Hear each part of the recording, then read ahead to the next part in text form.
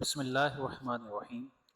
روزانہ عشاء کی نماز کے بعد قبلہ رخ بیٹھ کر 70 مرتبہ یہ پڑھے۔ ہر ایک مرتبہ پڑھنے کے بعد اللہ پاک کی بارگاہ میں اپنا مطلب بیان کرے، انشاءاللہ تمام مسائل حل ہوں گے۔